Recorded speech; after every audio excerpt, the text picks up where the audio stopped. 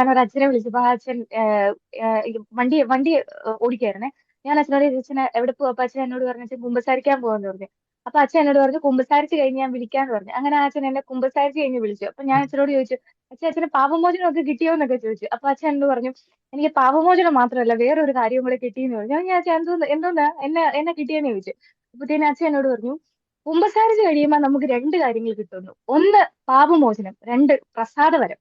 അപ്പൊ ഞാൻ അച്ഛനോട് ചോദിച്ചു, എനിക്കൊന്ന് എക്സ്പ്ലെയിൻ ചെയ്ത് തരാമെന്ന് ചോദിച്ചു. അപ്പൊ അച്ഛൻ എന്നോട് പറഞ്ഞു, നമ്മളൊരു കുമ്പസാരക്കൂട്ടില് നമ്മൾ കുറെ, ഇപ്പം ഞാൻ ഫോർ എക്സാമ്പിൾ പറഞ്ഞു കഴിഞ്ഞാൽ, ഇപ്പൊ എന്താ പറയാ ഇപ്പൊ എന്താ പറയാ ഫോൺ വീഡിയോസിന് അഡിക്റ്റ് ആയിട്ടിരുന്ന ഒരു വ്യക്തി, ആ വ്യക്തി പോയിട്ട് കുമ്പസാരിക്കുന്നു, വീണ്ടും വരുന്നു, 2 ദിവസം കഴിയുന്നു, അവൻ വീണ്ടും പോകുന്നു, അവൻ വീണ്ടും ഫോൺ വീഡിയോസ് കാണുന്നു. അവൻ വീണ്ടും പോയിട്ട് അടുത്ത ആഴ്ച പോയി വീണ്ടും കുമ്പസാരിക്കുന്നു, അച്ഛൻ ഞാൻ ഇങ്ങനെ ഫോൺ വീഡിയോ കണ്ടു. അത് കഴിഞ്ഞിട്ട് അവൻ വീണ്ടും പോകുന്നു. അങ്ങനെ കണ്ടിന്യൂസ് ഇങ്ങനെ ചെയ്തുകൊണ്ടിരിക്കുക. പക്ഷെ ഇടയ്ക്ക് എപ്പോഴോ വെച്ച് അവൻ അത് പൂർണ്ണമായിട്ട് അവന് നിർത്താൻ പറ്റും. കാരണം എന്താണെന്നറിയാവോ? കണ്ടിന്യൂസ് ഉള്ള കുമ്പസാരത്തിലൂടെ അവൻ പ്രസാദോരം ഇങ്ങനെ കൂട്ടിക്കൊണ്ടിരിക്കുക, അവന്റെ പ്രസാദോരം ഇങ്ങനെ കൂട്ടിക്കൊണ്ടിരിക്കുക. അപ്പൊ അതാണ് അവനെ ആ പാപത്തിൽ നിന്ന് സ്റ്റോപ്പ് ചെയ്യുന്നത്. അതുകൊണ്ടാണ് പറയുന്നത്, ഈ ഇടയ്ക്കിടെ അത് കൂടെ കൂടെ കുമ്പസാരിക്കണമെന്ന് അച്ഛൻ പറയുന്ന, അല്ലെങ്കിൽ നമ്മളെ സഭ പഠിപ്പിക്കുന്നതിന്റെ കാര്യം എന്ന് പറഞ്ഞു കഴിഞ്ഞാൽ ഇതാണ്. പ്രസാദവരം നമുക്ക് കിട്ടും, പാപം മോചിക്കപ്പെടുകയും ചെയ്യും. ഇപ്പൊ ഫോർ എക്സാമ്പിൾ പറഞ്ഞാൽ, അമ്മായിമ്മയുടെ കുറ്റം പറയുന്ന ഒരു മരുമോള്, ആ മരുമോള് എന്നിട്ട് കുമ്പസാരക്കൂട്ടി പറയണം, ഞാൻ അമ്മായിമ്മയുടെ കുറ്റം പറഞ്ഞു. അവളുടെ പാപം ക്ഷമിക്കുകയും ചെയ്യുന്നുണ്ട്. പിന്നെ ആ പാപം ചെയ്യാതിരിക്കാൻ വേണ്ടി അവൾക്ക് ഒരു വരവും കൊടുക്കുന്നുണ്ട്. അപ്പൊ നമ്മൾ എന്നാ ചെയ്യണമെന്നറിയോ? നമ്മൾ എന്താ ചെയ്യേണ്ടത്? ആ മറ്റേ 3 കോടാലിയുടെ കഥ കേട്ടിട്ടില്ലേ? ഒരുത്തൻ എറിഞ്ഞു, അപ്പത്തേന് സ്വർണ്ണക്കോടാലി കിട്ടി എന്നൊക്കെ പറഞ്ഞ് കേട്ടില്ലേ? ഒരു വലിയൊരു സ്വർണ്ണക്കോടാലിയാണ് നമുക്ക് ഈ കുമ്പസാരക്കൂട്ടിൽ നിന്ന് നമുക്ക് കിട്ടുന്നത്. ആ ഒരു പ്രസാദവരം എന്ന് പറയുന്ന ഒരു സാധനം നമ്മൾ ശരിക്കും എടുത്ത് ഉപയോഗിക്കണം. നമ്മൾ ആ ഒരു ബോധത്തിലായിരുന്നു. ഇച്ചിരി മുന്നത്തെ സെഷനിൽ നമ്മുടെ ജിതിൻ പറഞ്ഞില്ലേ, അതായത് നമുക്കറിയാം നമ്മുടെ പാപം മോചിക്കുന്നുണ്ട്. എന്നാൽ അതിന്റെ കൂടെ ഒരു പ്രസാദകരവും അത് ചെയ്യാതിരിക്കാനുള്ള കൃപയും കിട്ടുന്നു എന്നുള്ളത് ജ്ഞാനമാണ്. അപ്പൊ നമുക്ക് ആ ഒരു ജ്ഞാനവും കൂടെ നമ്മൾക്ക് വേണം. നമ്മൾ കുമ്പസാരക്കൂട്ടിൽ ചെല്ലുമ്പോൾ നമുക്ക് ആ ഒരു ജ്ഞാനം കൂടെ വേണേ. അപ്പൊ ഞാൻ ഒരു എക്സാമ്പിൾ കൂടെ പറയാവേ. അതായത് ഇന്നലെ എന്നെ ഒരു പെങ്കൊച്ചു വിളിച്ചു. അതിലായിരുന്നു. അപ്പൊ ഞാൻ മെസ്സേജ് അയച്ചു, എനിക്ക് ഞാൻ വേറെ ആരെങ്കിലും തരാം, നിങ്ങൾ സംസാരിച്ചോളൂ എന്ന് പറഞ്ഞു. അപ്പൊ എന്നോട് പറഞ്ഞു, എന്റെ മോളോടൊന്ന് സംസാരിക്കും. ഇങ്ങനെ കുറെ ഇങ്ങനെ മെസ്സേജ് അയച്ചപ്പോ ഞാൻ പറഞ്ഞു, ഞാൻ സംസാരിച്ചോളാന്ന് പറഞ്ഞു. അങ്ങനെ ഞാൻ വിളിച്ചപ്പം ഞാൻ ആ കൊച്ചിനോട് സംസാരിച്ചു വന്നിട്ട് ഞാൻ ഇങ്ങനെ ഈശോയോട് ഞാൻ ചോദിച്ചു. അപ്പൊ ആ കൊച്ചിന് ഒത്തിരി തടസ്സങ്ങളുണ്ട്, ഒത്തിരി ബുദ്ധിമുട്ടുകളുള്ള ഒരു ഫാമിലിയിൽ നിന്നാണ് വന്നേക്കുന്നത്.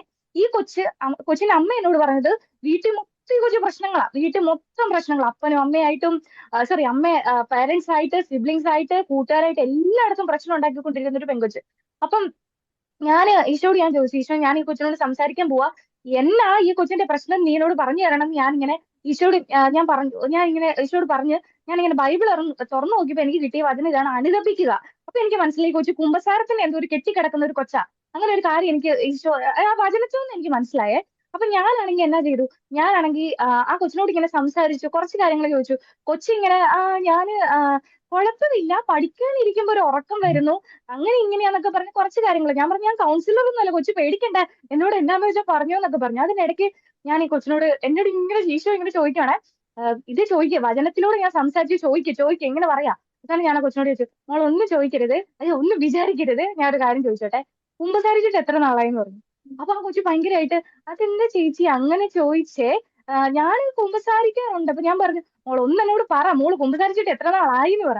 അപ്പൊ എന്നോട് ആ കൊച്ചു പറഞ്ഞു, ഞാന് 2024 ഓണത്തിന് കുമ്പസാരിച്ച് നടന്നു പറഞ്ഞു. ഇത്രയും വർഷമായിട്ട് കൊച്ചി ഒന്നര 1.25 വർഷമായിട്ട് കൊച്ചു കുമ്പസാരിച്ചിട്ടില്ല എന്ന് പറഞ്ഞു. അപ്പൊ ഞാൻ, അതായത് നമ്മളിങ്ങനെ ഈ അണക്കരയിലേക്ക് ധ്യാനം കൂടാൻ പോകുമ്പോ അവിടുത്തെ ഡോമിനിക്കേഷൻ പറയുന്ന ഒരു കാര്യമുണ്ടേ. അതായത് നമ്മളൊരു മഴയത്ത് നിൽക്കുക, അല്ലെങ്കിൽ മഴ നനയാൻ ആഗ്രഹമുള്ള ആള് ഒരു മഴയത്ത് നിൽക്കുക, എന്നിട്ട് കുടയും ചൂടി നിന്നാൽ നമുക്ക് ആ മഴ കിട്ടുമോ? ഇല്ല. ഇല്ല. അപ്പൊ ഒരെണ്ണം തടഞ്ഞു നിർത്തി കഴിഞ്ഞാൽ അത് വരത്തില്ല. അപ്പൊ ഈ വരാനുള്ള അനുഗ്രഹം നമ്മളിങ്ങനെ ബ്ലോക്ക് ചെയ്ത് നിർത്തി കഴിഞ്ഞാൽ ഉണ്ടല്ലോ, വരാനുള്ള അനുഗ്രഹത്തെ നമ്മൾ തടഞ്ഞു നിർത്തുക ചെയ്യണം. അപ്പൊ കുമ്പസാരം എന്ന് പറയുന്നത് എന്താ? കുമ്പസാരം എന്ന കൂദാശ നമ്മളുടെ തടസ്സങ്ങളെ, അതായത് ബ്ലോക്കുകളെ, ബന്ധനങ്ങളെ, അതായത് കെട്ടഴിച്ചു മാറ്റുന്ന ഒരു കൂദാശയാണ് കുമ്പസാരം. അപ്പൊ നമ്മൾ ആ കുമ്പസാരത്തെ നമ്മള് ഓടിച്ചെല്ലണം. അനുഗ്രഹം എവിടെയുണ്ടോ, അതായത് കുമ്പസാരക്കൂടെ കെട്ടഴിയുന്നു, ബന്ധനം അഴിയുന്നു എന്ന് പറയുന്ന ഒരു സ്ഥലം, വിടുതലിന്റെ ശുശ്രൂഷയാണ് അവിടെ നടക്കുന്നത്, അല്ലേ? ഇപ്പൊ ധ്യാനം കൂടെ, അണക്കര ധ്യാനം കൂടാൻ പോവും, അല്ലെങ്കിൽ എന്താ പറയാ, അതിനൊന്നും പോകാൻ പറ്റാത്ത ഓടി പോവാ. അതിനൊക്കെ വലിയൊരു വിടുതലാണ് കുമ്പസാരക്കൂട്ടില് നടക്കുന്നത്. അപ്പം അനുഗ്രഹങ്ങളെ നമ്മൾ തടഞ്ഞു നിർത്തരുത്. പാപം ചെയ്ത് നമ്മൾ മടുക്കും. എപ്പോഴോ കേട്ടതാ, പാപം ചെയ്ത് നമ്മൾ മടുക്കും.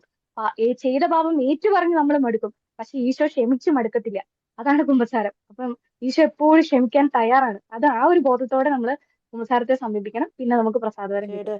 ഈശോയുടെ കുമ്പസാരിക്കണമെന്ന് നമ്മൾ ആഗ്രഹിക്കുന്ന പോലെ തന്നെ ഈശോയെ ആഗ്രഹിക്കുന്നുണ്ട്. ഇപ്പം നമ്മൾ പുറത്തൊക്കെ ഉള്ളവരാണ്, നമുക്ക് വിദേശ രാജ്യത്തൊക്കെ ആണെങ്കിൽ നമുക്ക് അതിനുള്ള അവൈലബിലിറ്റി ഭയങ്കര കുറവായിരിക്കാം. അപ്പം ഞാനിവിടെ ആദ്യം വന്ന സമയത്ത് ആണ്ടിൽ ഒരിക്കലെങ്കിലും കുമ്പസാരിക്കണമെന്ന് പറഞ്ഞ പോലെയായിരുന്നു. എനിക്ക് ഒരു വർഷത്തിൽ ഒരു പ്രാവശ്യം പെട്ടുണ്ടായിരുന്നുള്ളൂ. പക്ഷെ പിന്നീട് ഞാൻ പ്രാർത്ഥിക്കാൻ തുടങ്ങി, ഈശോയെ നീ എനിക്ക് കുമ്പസാരിക്കാൻ ഒരു വഴി കാണിച്ചു തരണേന്ന്. അപ്പം നമ്മൾ പ്രാർത്ഥിക്കും, പെട്ടെന്നൊന്നും മിറക്കിൾസ് സംഭവിച്ചെന്ന് വരില്ല, പക്ഷെ നമ്മൾ അറിയാതെ തന്നെ നമുക്ക് വഴികളും സാഹചര്യങ്ങളും ഈശോ ഒരുക്കി തരുന്നതാണ്. ഇപ്പം എനിക്ക് വന്നൊരു സാഹചര്യം എന്ന് പറഞ്ഞാൽ, അന്ന് എനിക്ക് വർഷത്തിൽ ഒന്ന് കുമ്പസാരിക്കാൻ പറ്റുമെങ്കിൽ ഇപ്പം എപ്പോൾ വേണേലും കുമ്പസാരിക്കാമെന്ന് പറയുന്ന ഒരു സിറ്റുവേഷനിൽ അത് ജസ്റ്റ് നമ്മളത് പ്രാർത്ഥിച്ച് നമ്മളതിനു വേണ്ടി ആഗ്രഹിക്കുകയാണെങ്കിൽ നമ്മൾ പോലും അറിയാത്ത വഴികളിലൂടെ ഈശോ നമുക്ക് വേണ്ടി കുമ്പസാരിക്കാനുള്ള വഴികൾ ഒരുക്കി തരും. രണ്ട്, നമ്മൾ കുമ്പസാരിക്കുമ്പോൾ നമുക്ക് കുറച്ചും കൂടി സബ്ജക്റ്റീവ് ആവാൻ നോക്കാം. നമ്മൾ എപ്പോഴും, നമ്മളൊക്കെ അഡൽസ് ആണ്, നമ്മൾ അറിയാവുന്ന അച്ഛന്മാരുടെ അടുത്തായിരിക്കും നമ്മൾ പോയി കുമ്പസാരിക്കുന്നത്. ഞാൻ പണ്ട് കുമ്പസാരിച്ചുകൊണ്ടിരുന്നത് എൻ്റെ പ്രിൻസിപ്പൽ അച്ഛൻ്റെ അടുത്തായിരുന്നു. അപ്പോൾ ജീവിതത്തിൽ അത്രയും വലിയൊരു പ്രശ്നമില്ല, ദൈവം ഈ അച്ഛനോട് ദേഷ്യം തോന്നിയെന്ന് അച്ഛൻ്റെ മുമ്പിൽ തന്നെ പോയി പറയണല്ലോ എന്നുള്ളതായിരുന്നു ഏറ്റവും വലിയ വിഷമം. കാരണം പക്ഷെ പിന്നീട് ഞാൻ എവിടുന്നോ ഒരു ക്രിസ്ത്യൻ എവിടുന്നോ കിട്ടിയൊരു ബോധ്യമാണ്, ഈശോ തന്നൊരു ബോധ്യം, അത് ഈശോ തന്നെയാണെന്ന്. അപ്പം ഞാൻ കൂടുതൽ ഈശോനെ എടാന്ന് വിളിക്കും, അപ്പാന്ന് വിളിക്കും. ഞാനപ്പം കുമ്പസാരിക്കുമ്പോൾ എപ്പോഴും എടാ ഈശോയെ ഞാൻ നിനക്കെതിരെ അങ്ങനെ ചെയ്തു, ഈശോ ഇപ്പം ഞാൻ നിനക്ക് അങ്ങനെ ചെയ്തു, ഈ നിമിഷം ഞാൻ ഇങ്ങനെ ചെയ്തു. അത് കഴിഞ്ഞ് കഴിഞ്ഞിട്ട് ലാസ്റ്റ് ഒരു എൻഡിൽ നമുക്ക് ഒരു എടാ ഞാൻ ഇത്രയൊക്കെ പാവം ചെയ്തു പോയടാ ഈശോയെ സോറി, ഈ അങ്ങനെ പറഞ്ഞു കഴിയുമ്പോൾ നമുക്ക് കിട്ടുന്ന ഒരു സ്പിരിച്വൽ എനർജി ഭയങ്കരമാണ്. അപ്പം നമുക്ക് ആ ഒരു ചമ്മലൊക്കെ മാറിപ്പോയി, അയ്യോ നമ്മളൊരു അച്ഛനോടാണല്ലോ, അല്ലെങ്കിൽ ഇന്നലെ വന്ന് പറഞ്ഞ അതേ പാവമാണല്ലോ നമ്മൾ ഇന്നും വന്ന് പറഞ്ഞ്, അത് അച്ഛൻ ചിന്തിക്കുമല്ലോ എന്നൊക്കെ മാറിപ്പോവും. അത് നമുക്കൊരു നമ്മളുടെ മുമ്പിൽ ഇരിക്കുന്ന ഈശോ ആണെന്ന് നമ്മൾ തന്നെ ചിന്തിച്ചു തുടങ്ങിയാൽ നമുക്കത് മനസ്സിലാവും, നമുക്ക് കണ്ണീരോടുകൂടി കുമ്പസാരിക്കാൻ പറ്റും. ഞാനിങ്ങനെ ഭയങ്കരമായിട്ട് ഈശോയുടെ സ്നേഹം ഭയങ്കരമായിട്ട് അറിഞ്ഞിട്ട് ഈശോയിൽ ഇങ്ങനെ മാറി നടന്ന കുറെ സമയങ്ങളുണ്ട് എൻ്റെ ജീവിതത്തിൽ. അപ്പം ആ സമയത്ത് ഒരിക്കലും ഞാനിങ്ങനെ പക്ഷെ ആ സമയത്തൊന്നും ഈശോയിൽ നിന്ന് മാറി നടന്നെന്ന് പറഞ്ഞാൽ ഈശോയുടെ സ്നേഹമുണ്ട്, പക്ഷെ ഈശോയായിട്ടുള്ള കണക്ഷൻ അങ്ങ് കുറയ്ക്കും അങ്ങോട്ട് മനഃപൂർവ്വം. എന്ന് വെച്ചാൽ ജീവിതത്തിൽ നമ്മളിങ്ങനെ പ്രതീക്ഷിക്കാതെ ഇങ്ങനെ കുറെ കാര്യങ്ങൾ ഇങ്ങനെ വന്നു കഴിയുമ്പോഴത്തേനും സംഭവിക്കുന്ന എന്നാന്ന് ചിലപ്പോൾ മനസ്സിലാകാത്ത സമയങ്ങളിൽ അപ്പൊ ഞാൻ ഓർത്ത് ഞാൻ ഈശോയിൽ ഇത്രയും ചേർന്നിരുന്നുകൊണ്ടല്ലേ എനിക്ക് ഇത്രയും ഇങ്ങനെ സങ്കടങ്ങളും സാധനങ്ങളൊക്കെ വരുന്നത്. അപ്പം ഞാൻ ഇങ്ങനെ എന്റെ ബാക്കിയുള്ള കൂട്ടുകാരൊക്കെ നോക്കുമ്പോൾ അവർ ഈശോയായിട്ട് വലിയ കണക്ഷൻ ഇല്ല. അപ്പം ഇങ്ങനെ ആ സ്നേഹത്തിൽ നിന്ന് വിട്ട് നടക്കുമ്പോൾ അവർക്ക് വലിയ കുഴപ്പങ്ങളൊന്നും ഇല്ലല്ലോ എന്നേ. അപ്പോഴത്തേനും ഞാൻ ഇങ്ങനെ ചിന്തിച്ച് ഞാൻ ഈശോയിൽ നിന്ന് ഇങ്ങനെ അകന്നകന്ന് പോവാണേ. അങ്ങനെ ഞാൻ ഒരു 2 വർഷത്തോളം ഈശോയിൽ നിന്ന് ഇങ്ങനെ അകന്നകന്ന് നിൽക്കുന്ന സമയങ്ങളിൽ എനിക്കിങ്ങനെ സ്പിരിച്വലി അപ്പൊ ഫ്രണ്ട്സ് ഒന്നുമില്ല. ഇപ്പൊ ഞാൻ ഡൗൺ ആയാലും എന്നെ തിരിച്ചിങ്ങനെ പൊക്കി എടുത്തോണ്ട് വരാനോ അങ്ങനെ എനിക്ക് എന്റേതായ കാര്യങ്ങൾ ഷെയർ ചെയ്യാനോ അങ്ങനെയൊന്നും ആൾക്കാരൊന്നുമില്ല. പക്ഷെ ഞാൻ എന്നിട്ട് പക്ഷെ കുമ്പസാരവും കുർബാനയൊന്നും ഞാൻ മുടക്കത്തില്ല. അതെന്നെ കാണിച്ചാലും ഞാൻ മുടക്കത്തില്ല. അന്നേരം ഞാൻ ഒരിക്കലും ഇങ്ങനെ കുമ്പസാരിക്കാൻ കയറിയപ്പോൾ സാധാ പോലെ കുമ്പസാരിച്ചിട്ട് ഇറങ്ങുമ്പോഴത്തേനും ആ കുമ്പസാരക്കൂട്ടി ഇരുന്നോണ്ട് ഈശോനോട് ചോദിക്കുകയാണെ, ഈശോനോട് ചോദിക്കുക, മോളെ നീ എന്റെ സ്നേഹം അറിഞ്ഞിട്ട് നീ എന്നാത്തിനാ എന്നീന്ന് വിട്ടുപോന്നെ, ഈ സ്നേഹം വേറെ ഒരാൾക്കാ കിട്ടിയിരുന്നെങ്കിലുണ്ടല്ലോ എന്ന് എന്നോട് പറഞ്ഞു.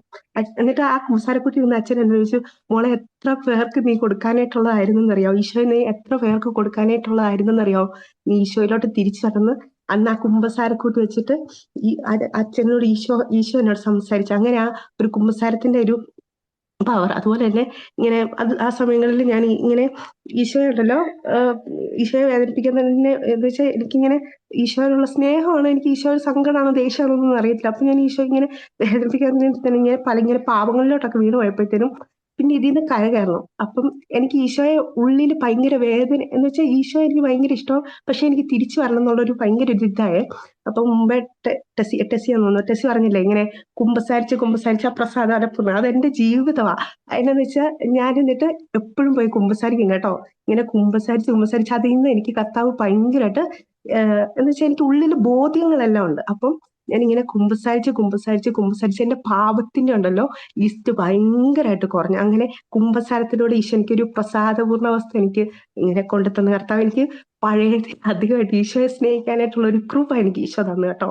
ഇങ്ങനെ എന്ന് വെച്ചാൽ ആ കുമ്പസാരവും വിശുദ്ധ കുർബാനയും എന്നെ ഈശോയിലേക്ക് കൂടുതൽ അടുപ്പിച്ച് ഇങ്ങനെ ഞാൻ പോലും അറിയാതെ എന്റെ സ്വഭാവത്തിലൊക്കെ ഭയങ്കര ചേഞ്ച് വരാൻ തുടങ്ങി. അതായത് ഈ കുമ്പസാരത്തിൽ കൂടെ എനിക്ക് കിട്ടിയ അനുഭവം. അതായത് എന്നെ ഈശോ തിരിച്ചു പിടിച്ചത് ഈ കുമ്പസാരത്തിൽ കൂടെ എന്ന് വെച്ചാൽ എന്നോട് എപ്പോഴും പറയും, ഞാൻ ഏതെങ്കിലും ഒരു അവസ്ഥ ഇങ്ങനെ വിട്ടുപോകുമ്പോഴത്തേന് ഈശോ എന്നോട് പറയാം, ഇങ്ങനെ ആ കുമ്പസാരത്തിൽ കൂടെ അച്ഛൻ തന്നെ എന്നോട് ഇങ്ങനെ ഈശോ ഇങ്ങനെ സംസാരിക്കാം, മോളെ നീ ഈശോയുടെ സ്നേഹം അറിഞ്ഞിട്ടോ നീ വിട്ടുപോയി, നിനക്ക് എന്തോ ഒരു ആത്മാക്കൾ എനിക്ക് നേടാൻ അറിയാം. അന്ന് ആ ഒരു കുമ്പസാരത്തിൽ കൂടെ ഞാൻ ഈശോയിലേക്ക് വീണ്ടും ശക്തമായിട്ട് തിരിച്ചു തരും.